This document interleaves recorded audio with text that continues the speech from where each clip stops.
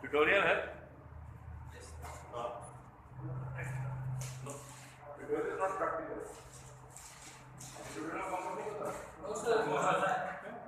बाकी सब्जेक्ट में हुआ होगा। ट्यूटोरियल का मतलब है कि हम एक्चुअली कुछ न्यूमेरिकल सेक्शन जो अलग से करेंगे या कुछ क्वेश्चंस को अलग से देखेंगे, है ना। That is like a tutorial. ठीक है। तो बेसिकली जो आपका बेसिक मैथमेटिक्स है, एक तो वो हिस्सा हो जाएगा जो हमारे रिक्विजिट है, इलेक्ट्रिक सर्किट जो है,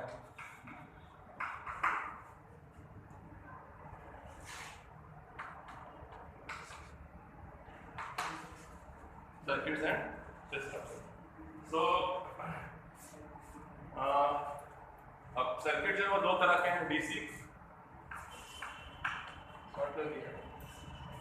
स्टार्ट कर दिया है, DC circuits and AC circuits. क्या डिफरेंस है डीसी सर्किट्स और एसी सर्किट्स में?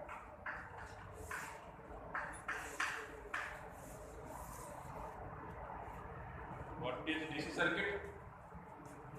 What is AC circuit? हाँ, क्या बोलिए DC सप्लाई इसमें AC सप्लाई है, AC सर्किट। और DC सर्किट क्या हो गया? DC सर्किट में DC सप्लाई। ठीक, और कुछ? ठीक है, कनेक्शन सही है ना। सर्किट कोई भी हो,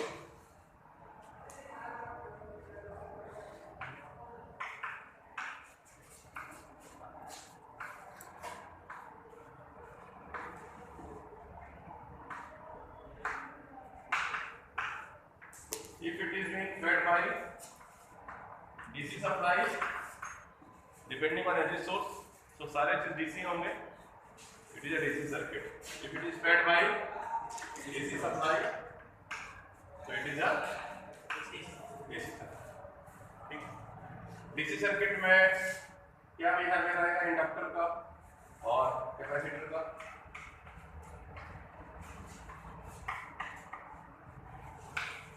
इंडक्टर और कैपेसिटर का क्या बिहेवियर रहेगा डीसी में और एसी में? सर डीसी में इंडक्टर फ्लो करेगा, इंडक्टर क्या करेगा? डीसी, और एसी को ब्लॉक करेगा कैपेसिटर डीसी सप्लाई को, और एसी में कैपेसिटर फ्लो करेगा एसी सप्लाई को, डीसी को ब्लॉक करेगा इंडक्टर। ऐसा क्यों होगा? सर रिएक्टेंस की वजह से। रिएक्टेंस की वजह से। तो फ्रीक्वेंसी 0 होती है डीसी में, इस वजह से वहां पर इंफिनिटी हो जाएगा। किसका? डीसी सप्लाई की कैपेसिटर का, कैपेसिटर का। ठीक है।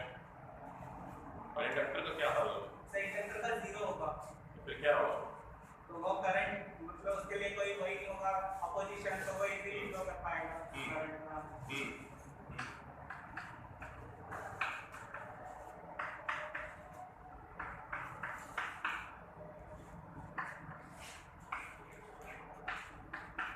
ये जानते हैं?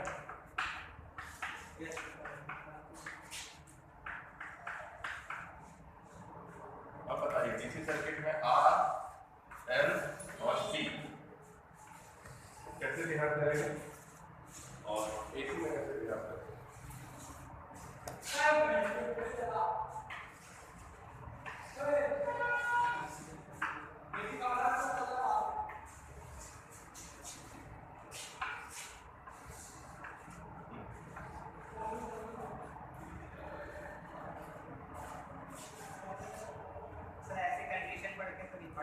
डीसी और एसी से पढ़ा है। ठीक है, तो समझी कर लो, है ना? समझी बना रहे हैं।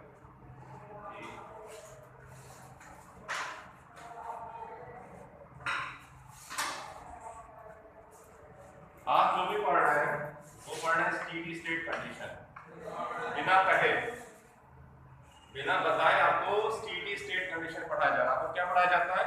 आपको पढ़ाया जाता है कि एक आरएल सर्किट है या कोई रेजिस्टिव सर्किट है और वो डीसी सप्लाई से कनेक्टेड है और वोल्टेज बताइए या करंट बताइए अक्रॉस किसी रजिस्टर या इंडक्टर, तो हमने क्या कहा, हमने कहा कि हमने एक्चुअली स्टेज क्या है आपको ऐसे करके दिया जाता है, this condition is steady state condition. Why? Because ये नहीं बताया गया है कि सर्किट में आपने कब बैटरी को कनेक्ट किया, टाइम नहीं बताया जा रहा है सर, इसमें से टाइम फैक्टर हटा दिया गया है, टाइम की चर्चा नहीं की गई है, तो इसका मतलब है कि हमें ये नहीं पता है कि अभी अभी जोड़ा गया है, उनको जोड़ते ही स्टार्ट किया, मिली सेकेंड्स बीता था, माइक्रो सेकेंड्स बीता था, नैनो सेकेंड बीता है, ये सेवरल सेकेंड्स बीते। तो टैसिटली यानी अनकही बिना कहे हम ये कह रहे हैं कि ये सर्किट काफी देर से कनेक्टेड है, 3-4 सेकंड हो चुके हैं, अब बताओ कितना वोल्टेज और करंट है, जो भी पूछा जाता है। तो हम एक्चुअली डिफॉल्ट कौन सा कंडीशन बता रहे होते हैं, स्टेडी स्टेट कंडीशन। लेकिन अगर मैं इसी क्वेश्चन को, मतलब मैं क्वेश्चन दिखा रहा हूं कि मैं आपको क्वेश्चन अगर दूं, है ना, ये क्वेश्चन यहां लिखता हूं, याद रखो, अंतर समझिए, ठीक है।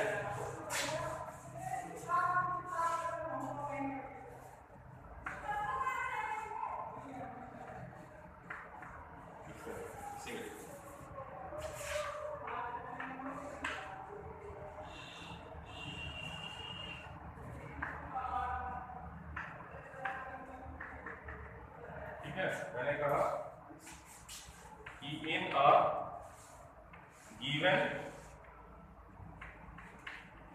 सर्किट, आ रहा है क्या तक आ रहा है, लिखो इसमें आ रहा है नहीं आ रहा, क्या तक आ रहा है, इन अ गिवन सर्किट, कौन सा सर्किट, गिवन इन द, देखिए given in the given circuit RL circuit, ठीक है, find VR and IR, simple, ठीक है, वैल्यू नहीं दिया है, अगर वैल्यू दिया हुआ है, वोल्टेज का वैल्यू दिया हुआ है, आपसे पूछा जा रहा है ना, मतलब कि अगर मैं आपको ये क्वेश्चन दूं कि मान लीजिए E का वैल्यू है 10 वोल्ट, E का वैल्यू 10 वोल्ट, R है 5 ओम और L है 5 मिली हेनरी, तो बताइए कि कितना करंट फ्लो कर रहा है,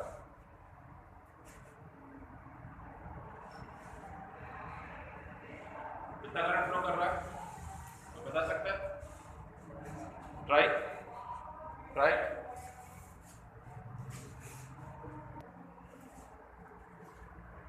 तो आप लोगों ने क्या किया, उसको कैलकुलेट करने के लिए आपने फॉर्मूला लगाया V/R², ठीक है, आपने लिखा 10 वोल्ट, y लिखा 5 ओम का स्क्वायर प्लस 2 पाई इंटू 2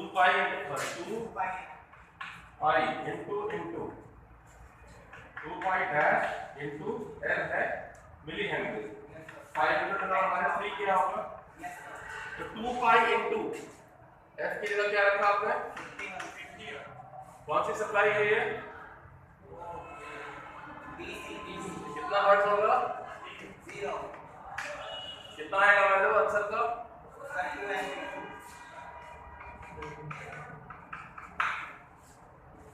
क्या गड़बड़, तो अगर आप इसी कॉन्सेप्ट से चलते तो आप बोल गए, क्योंकि हम लोग क्या है, कोई भी हो, आपको मैं हो, जो पॉपुलर स्टेटमेंट दिया जाता है माइंड उसको कंसीव कर लेता है कि ठीक है यही है, वो धुन में बनाता है, डेटा पे ध्यान जाके भी नहीं जाएगा,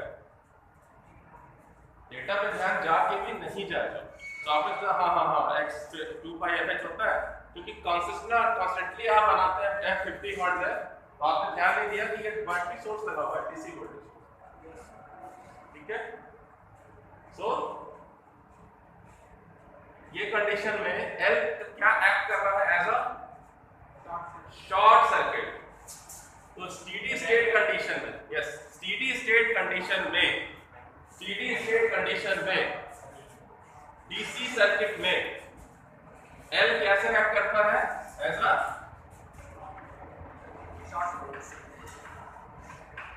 शॉर्ट सर्किट यानी प्लेन वायर,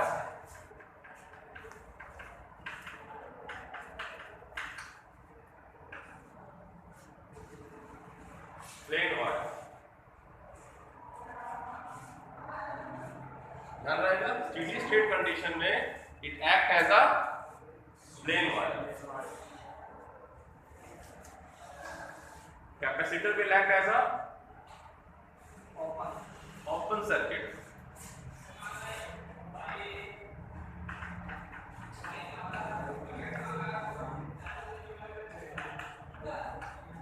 प्लेन वायर कहिए या क्लोज स्विच कहिए, स्विच का कोई रेजिस्टेंस नहीं होता है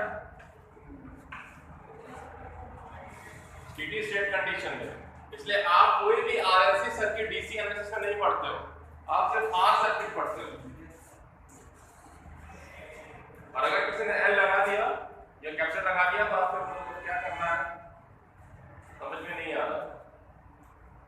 तो स्टेडी स्टेट कंडीशन में डीसी एनालिसिस में जब circuit is energised by a DC source, may be current source और वोल्टेज सोर्स, ठीक है, एट द स्टेडी स्टेट यानी आफ्टर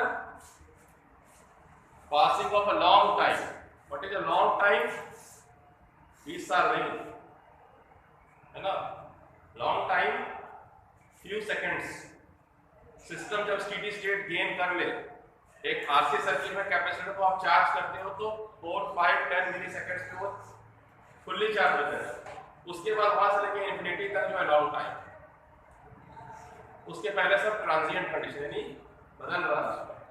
तो ट्रांजिएंट तो यहाँ, और ये कैसे एक्ट करेगा, ये आर ही जैसा एक्ट करेगा। ट्रांजिएंट कंडीशन उसको बोलते हैं कि जब ये यहाँ बनाना था, ठीक है,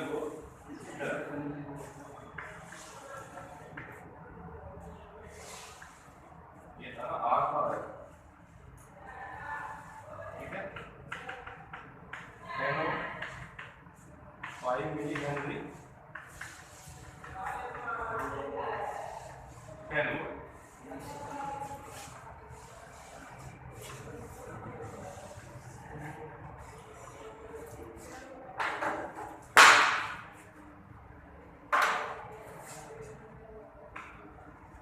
ठीक है, सो ट्रांजिएंट कंडीशन कैसे बनता है ये तो मैंने कह दिया। इसमें आपने लिखा है कौन सा, इवन आरएस सर्किट 5 VR, 5, ठीक है, तो 2 एम्पियर आ गया। यहां क्वेश्चन क्या रहेगा, लिख रहा है ना,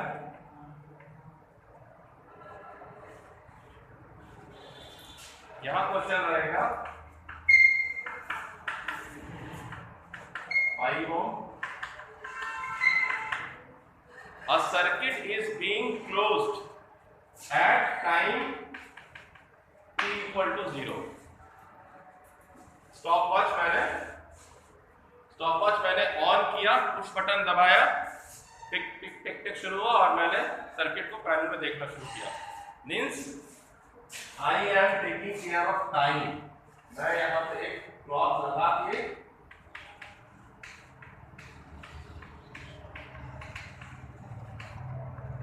स्टॉपवॉच लगा करके देख रहा हूं फ्यू नैनो सेकेंड्स या मिली सेकेंड्स में क्या हो रहा है, क्योंकि जब आप जैसे ही इसको कनेक्ट करोगे स्विच को, फराडे साहब कहेंगे कि लेंज लॉ कहेगा कि भाई जो इंडक्टर है वो अपोज करेगा किसी भी चेंज को। It means this is behaving as a inductor for few milliseconds until steady state is gained। steady state का मतलब है कि फ्लक्स चेंज होना बंद हो गया, वोल्टेज अपने मैक्सिमम वैल्यू पे आ गई, क्योंकि आप जब सप्लाई देंगे इसको तो क्या होगा, सिस्टम जो है पहले 0 वोल्ट पे था, 0 वोल्ट पे था ये, और कनेक्ट होके सडन राइज करेगा 10 पे। तो जैसे ही वो राइज कर रहा होगा उसी समय इंडक्टर अपोज करेगा, तो वो तुरंत करंट को बहने नहीं देगा, लेकिन वोल्टेज जो है फ्यू मिली सेकेंड्स में 10 वोल्ट पहुंचेगा। जैसे ही वो 10 वोल्ट तक पहुंच जाएगा तो अब स्टेडी स्टेट आ गया। इंडक्टेंस का काम कब तक था? जब तक phi for a given I, but EMF कब आता है? L D I by D, L into D I by D. तो जब rate of change of current zero हो गया तो फ्लक्स जीरो हो गया, फ्लक्स जीरो हो गया तो इंडक्टेंस का जो अपोजिशन ईएमएफ था वो बंद हो गया। Now it is working as a plain. तो स्टेडी स्टेट कंडीशन में वर्किंग अ प्लेन वायर, लेकिन ट्रांजिएंट कंडीशन में आर, ये एल, ये सी, ये आर, ये एल, ये सी, ये आर, ये एल, ये सी, दोनों ही कंडीशन है तीनों में। तो सिर्फ डीसी के स्टेडी स्टेट में ये कहानी बदलेगी। ठीक है, तो मुझे आपका अगर कैंपस सिलेक्शन करना है तो मैं कहां से क्वेश्चन उठाऊंगा, किस कंडीशन से उठाऊंगा? ट्रांजिएंट से उठाऊंगा या स्टेडी स्टेट से? ठीक है, ट्रांजिएंट आप नहीं पढ़ते, तो स्टेडी स्टेट से अगर मैं उठाऊंगा तो एसी टफ पड़ेगा आपको, लेकिन डीसी में आपको ये इसकी प्रैक्टिस है, आपने सिर्फ ये ख्याल में नहीं रखा है, सिर्फ माइंड में रखना है कि it will be working as a plain wire, it will working as a open circuit.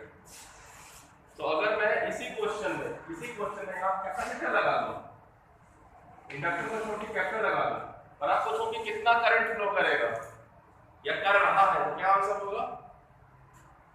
RC circuit में स्टेडी स्टेट, सॉरी ट्रांजिएंट नहीं, ट्रांजिएंट यहां लगा, केस 1 था, केस 2 सब वही है, 10 ओम है, 10 माइक्रो फराड है, 10 वोल्ट। पूछ रहा हूं कितना करंट फ्लो कर रहा है, कितना करेगा? जीरो करेगा स्टेडी स्टेट में। क्यों जीरो करेगा? क्योंकि ट्रांजिएंट स्टेट में ये सप्लाई स्टार्ट हुई और ये कैपेसिटर चार्ज हो गया, और चार्जिंग खत्म होते ही करंट फ्लो बंद, ब्रिज टूटा हुआ है, ओपन सर्किट कंडीशन। तो एसी को अपोज करने वाली बात नहीं है, चेंजेस को फ्लो होने देगा, स्टेडी स्टेट को ब्लॉक कर देगा। कैपेसिटर जो है ऐसा नहीं कि एसी को जाने देगा, डीसी को भी जाने दे रहा है, अभी तो चार्ज हो रहा है, जब जाने का मतलब से जंप नहीं कर रहा है, इट इज चार्ज के लिए फ्लो हो रहा है। कब तक? जब तक ट्रांजिएंट कंडीशन। स्टेडी स्टेट में क्या होगा? फ्लो करंट बंद हो जाएगा क्योंकि उस पाथ का ब्रिज टूटा है। एसी में क्या है लेकिन, क्योंकि लगातार चेंज हो रहा है, वो कभी भी रेस्ट पे नहीं है, कभी भी स्टेडी स्टेट में नहीं है, कांस्टेंट स्टेट में नहीं है। स्टेडी स्टेट तो हो सकता है लगातार चल रहा है, तो वहां कैपेसिटेंस लगातार मिलेगा, लेकिन डीसी सप्लाई में जहां कांस्टेंट वैल्यू हो जाएगा, यानी चेंजेस नहीं होगा। स्टेडी स्टेट और चेंज दो अलग अलग वर्ड है, लेकिन चेंज भी स्टेडी हो सकता है।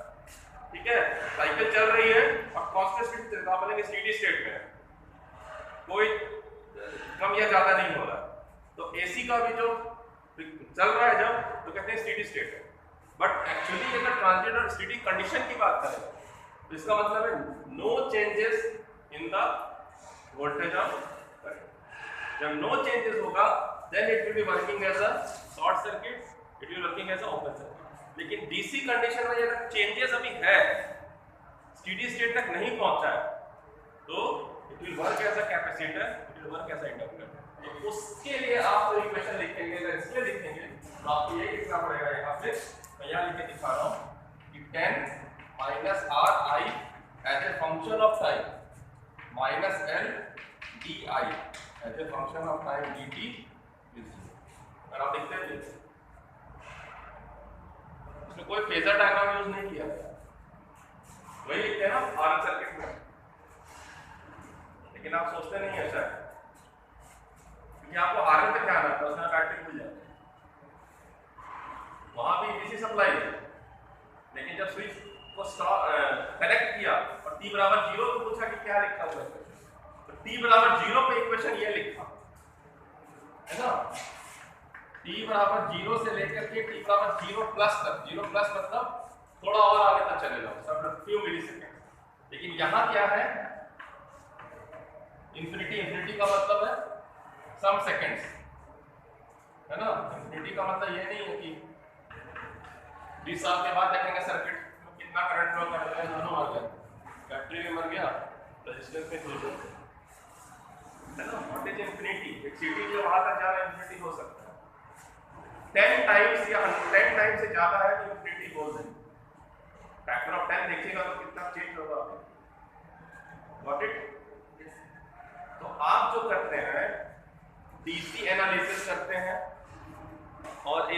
एनालिसिस करते हैं, और उसमें भी आप ट्रांजिएंट एनालिसिस करते हैं और स्टेडी स्टेट एनालिसिस करते हैं।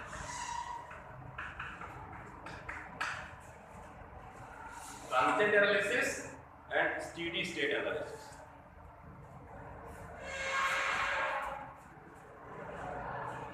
चला दिमाग में बत्ती विंडोज मोमेंट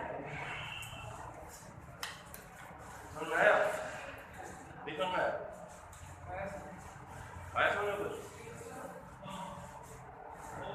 रिवाइज करना, दोबारा रिवाइज करना, क्योंकि अगर दूसरा हारेगा वहां जहां तुम स्ट्रांग हो, जहां प्रिपेयर्ड नहीं हो, है ना? तो अगर कल को आप एसएससी जेईई का एग्जाम दोगे, है ना,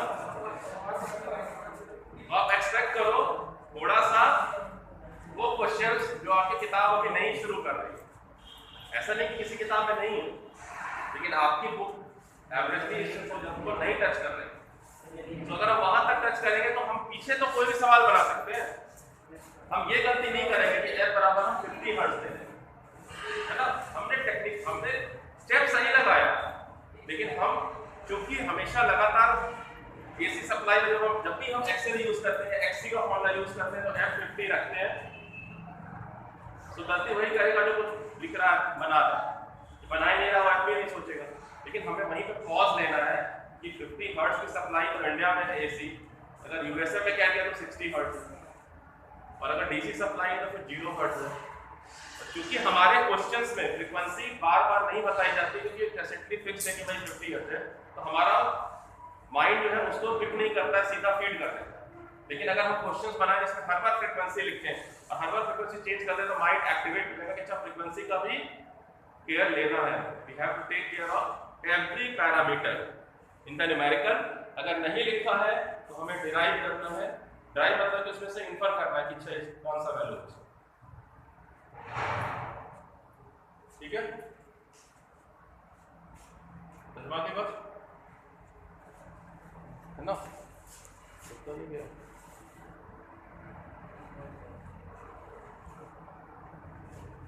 बिठा दो, बिठा दो।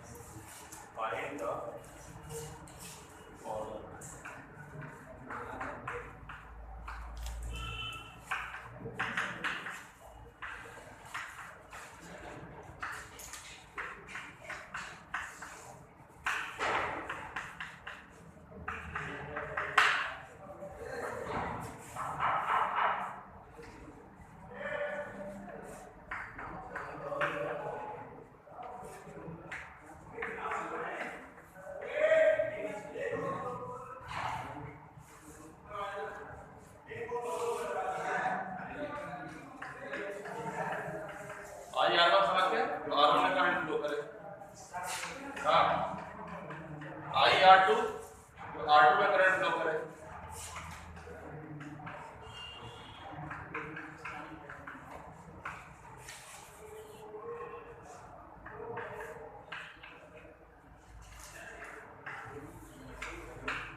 ठीक है?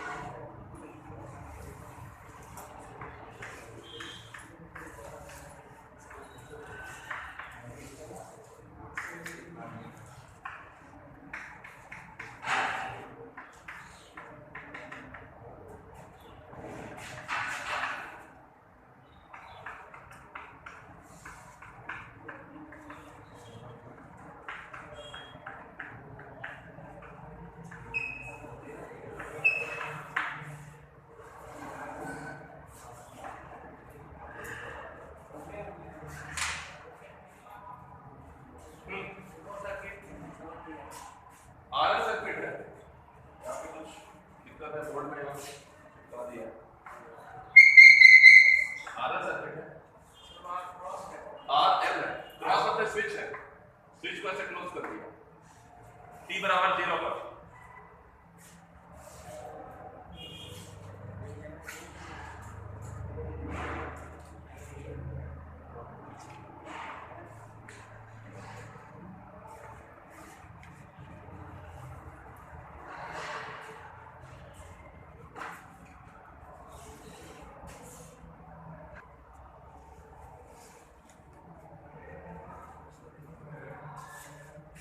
checking my concepts, this is checking my confidence, this is checking my nerves. Assume you are in a job interview based exam, जिसमें written exam हो रहा है और you are in a any government exam, अगर आपका target government exam है so their questions will be not भाई हाँ सारे बना है, ये सोच के बनाइए, जो भी कुछ बनाइए, मैथ्स बनाइए, मशीन बनाइए, है ना, उसको पहले रफ में बनाइए फिर पेयर करिए, ना सही है तो फिर उसको एक कॉपी में पेयर बना के रखिए ताकि रिवाइज करते समय आपको जो है वो दिक्कत ना हो, रिवीजन करते समय दिक्कत ना हो।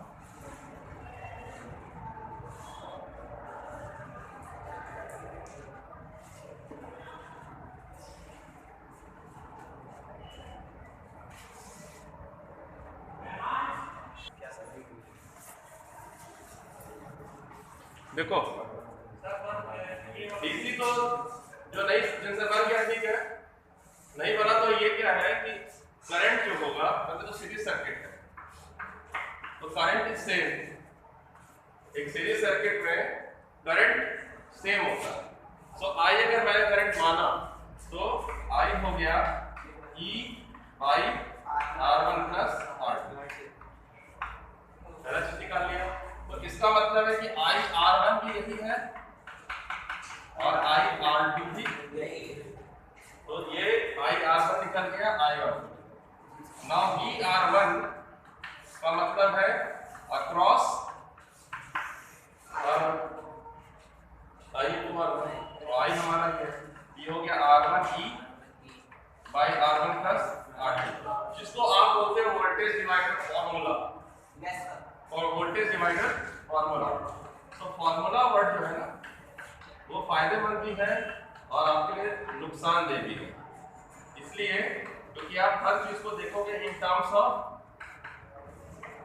फॉर्मूला। जैसे 2 पाई f हमने लगाया 2 पाई f xl फॉर्मूला दिमाग में है और फिर f को 50 हर्ट्ज कर लिया, तो वहां क्या हुआ, फॉर्मूला तो सही लगाया लेकिन फीड गलत किया इंफॉर्मेशन, तो डेटा भी गलत है ना। सो वोल्टेज डिवाइडर फॉर्मूला इसलिए क्योंकि हैंड उसको कहते हैं हैंडमेड, मतलब क्या बोलते हैं रेडीमेड है, इट इज रेडीमेड। बट अगर मैं 3 रेजिस्टेंस कर दूं, 4 कर दूं, 5 कर दूं, 6 कर दूं, ये ऐसे जेई में करेगा कि 50 रेजिस्टेंस है, फिर तो आपको निकालने भी आना चाहिए। ट्रिक पर मत जाइए, है ना।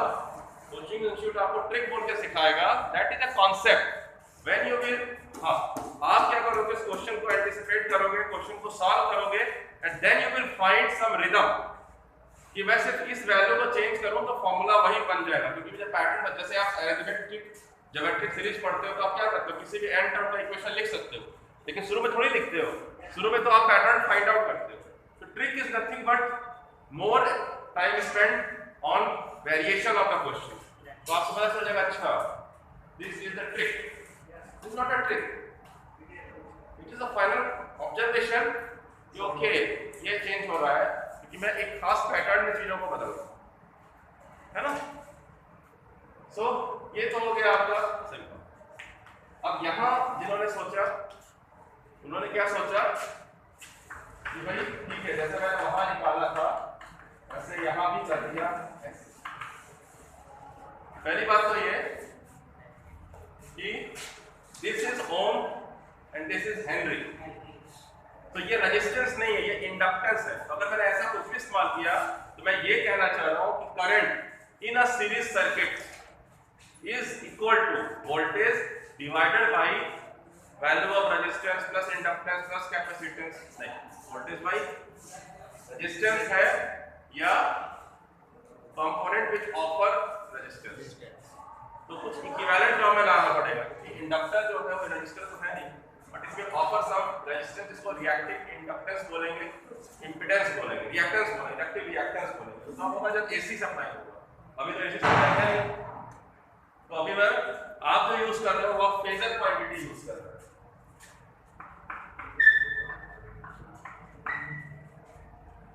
आप जो निकाल रहे हो फेजर क्वांटिटी निकाल रहे हो, यानी आप निकाल रहे हो आरएमएस क्वांटिटी। आप ये समझ रहे हो आई आरएमएस इज, तो ई आरएमएस तो ई है, आई आरएमएस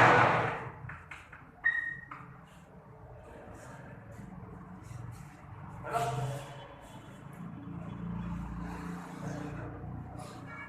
तो ये पैटर्न नहीं लगाएंगे, देखेंगे आरएमएस क्वांटिटी नहीं है ये, आरएमएस क्वांटिटी नहीं है, क्योंकि आरएमएस क्वांटिटी का मतलब है कि कोई ना कोई जो करंट है it is something I max sine omega t plus phi. तो this is I max into real of, ऐसे करके मैथमेटिक्स और ज्यादा सुंदर बनता चला जाएगा, है ना। तो हम अभी साइनसॉइडल इक्वेशन को नहीं यूज कर रहे हैं, तो आरएमएस वैल्यू वहां आता है, तो हम जो है फेजर का पैटर्न नहीं यूज कर सकते, है ना। हमें बिल्कुल जो इनिशियल कॉन्सेप्ट उस पे चलना है कि यहाँ जो इक्वेशन है, मैं अगर यहाँ से लिखना शुरू करूंगा केवीएल, यहाँ पे लिखा रहा अप्लाई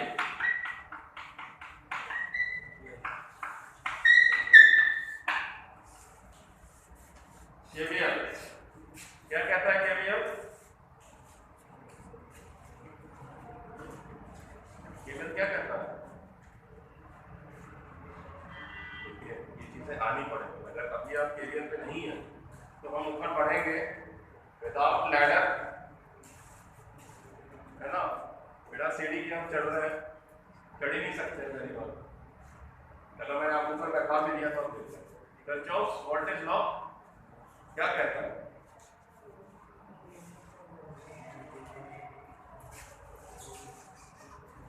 कोई भी बताइए।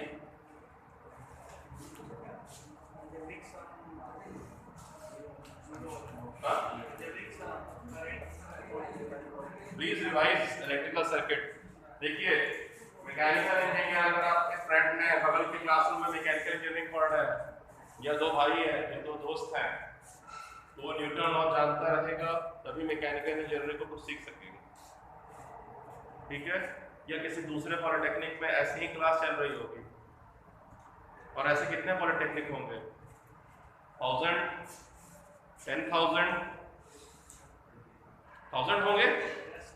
तो 1000 का मतलब है कि 1000 क्लासेस, 1000 क्लास में अगर एक बच्चा भी स्ट्रॉन्ग है तो कितने कॉम्पिटिटर खड़े हो गए आपके? 1000। वैकेंसी कितनी है?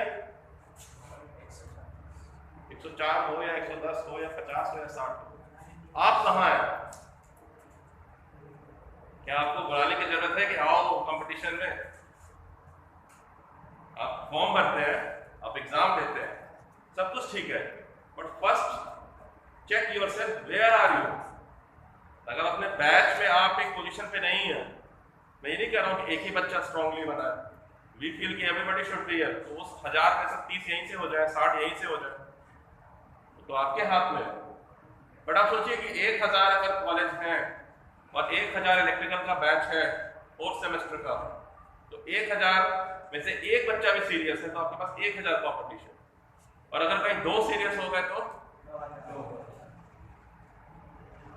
आप कहाँ पे हैं?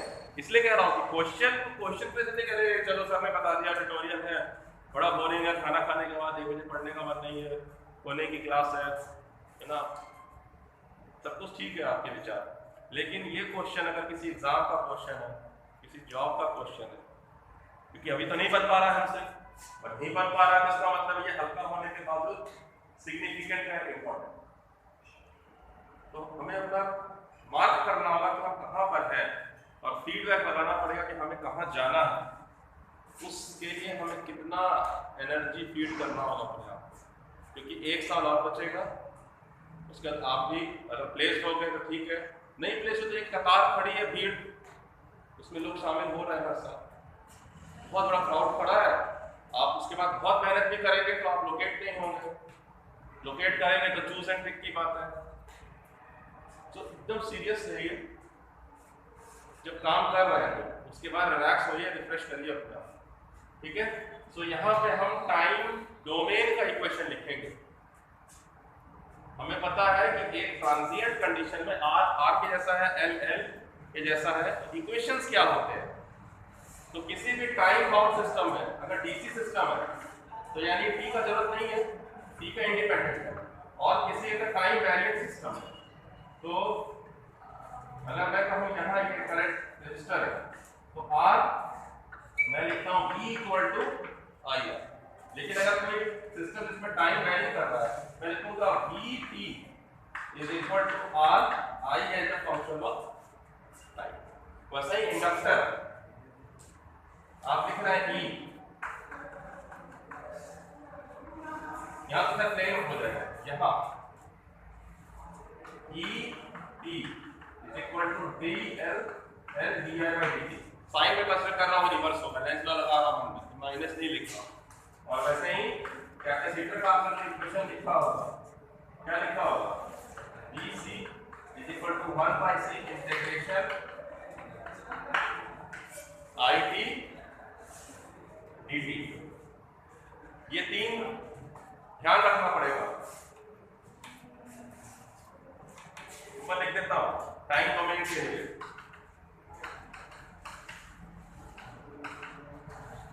फिर से लिख दे रहा हूं, ये रेजिस्टेंस R है, तो V at any time t, किसी भी समय अपनी घड़ी का चुन लो आप समय, आप अपना स्टॉप वॉच स्टार्ट करो। आप भाई मैंने 10 सर्किट सेम दे दिए हैं, सब सारे बच्चों को अपना अपना सर्किट दे दिया है, कोई 2 बजे आया, कोई 3 बजे आया, उसने अपने टाइम पे स्विच ऑन किया, स्टॉप वॉच ऑन किया, तो अपना टाइम उसका टी होगा, कोई मेजर कोई नेशनल क्लॉक से नहीं मिला रहा है। आपने जिस समय देखना शुरू किया सिस्टम को, आपने जिस समय स्विच को प्रेस किया और स्टॉप वॉच को स्टार्ट किया, उस समय से आर जो होगा किसी भी समय टी के लिए, यानी टी बराबर की उससे कि कोई भी टाइम टी, ये कोई बोलेगा 10 सेकंड है, किसी का 20 सेकंड है, किसी का 30 सेकंड है, बट कॉमन क्या रहेगा, वो टी है, algebra is equal to R into I at the same time, correct at the same time. DC में क्या फायदा है, डीसी में जो वोल्टेज है किसी भी टाइम t का वोल्टेज, कोई भी टाइम t1 चुनो, t2 चुनो, e at time t1 is e, e at time t2 is e। Actually ये लगातार चेंज हो रहा है लेकिन सेम वैल्यू लेगा, लगातार सेम वैल्यू लेगा, आपको लग सेम, हर एक क्षण अलग अलग। तो मैं ऐसे लिख रहा हूँ उसका शक्ल को, अगर हम उसको ऐसे लिखो तो ज्यादा अच्छा है, e at any time t is equal to r into I। वैसे ही इंडक्टर के लिए ये इसमें ईएमएफ पैदा होगा, अगर करंट यहां से फ्लो कर रहा है तो इस ईएमएफ का डायरेक्शन इधर होगा, यही होगा ना, अपोज करेगा। तो ये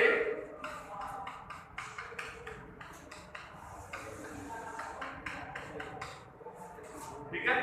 और इसी तरह से कैपेसिटर के लिए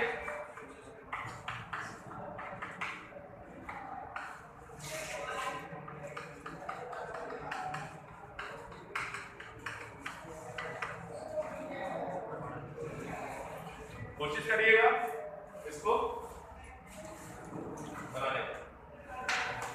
अब लिखने की कोशिश करिए, ऐसे ही लिखना है, किसी भी टाइम t के लिए लिखना है, ठीक है। बात सुनिए आप बिल्कुल,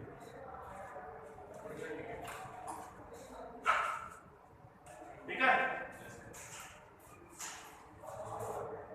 तो हमारी बात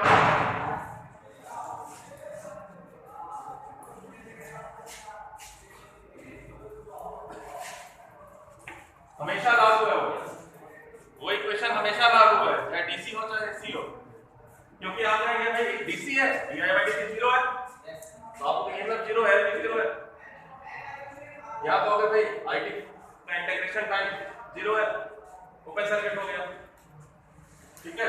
तो इक्वेशन क्या लिखोगे आप आरएल के लिए, लिख दे रहा हूँ, आप दोबारा जाके कोशिश करना, नहीं करोगे तो फिर यहाँ से आगे स्कोर कर लो, राइट में स्कोर करने में टाइम लग जाएगा। ठीक है, तो दिस इज ई, यहाँ से स्टार्ट कर रहा हूँ, e minus R I T minus ये,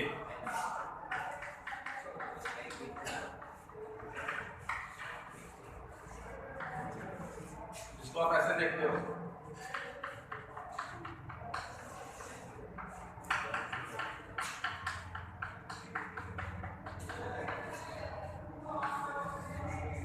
आपकी किताब यहाँ से ये भी हटा देती है, सीधा लिखती है L di/dt